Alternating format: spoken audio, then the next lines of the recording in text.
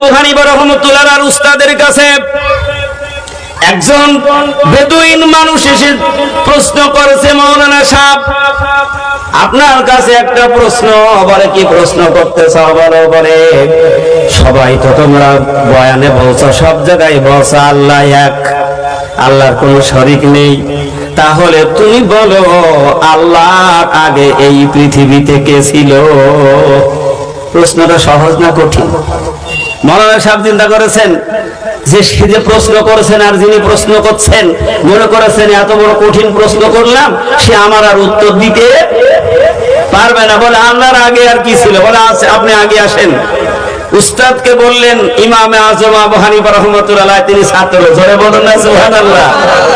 ছাত্র বলছে আমার হুজুর থাকবে আর আমি ছাত্র উত্তর দেব। সুবহানাল্লাহ বলবেন না? কেমন একটা আশ্চর্য কথা না, যে উস্তাদকে বলছে আপনি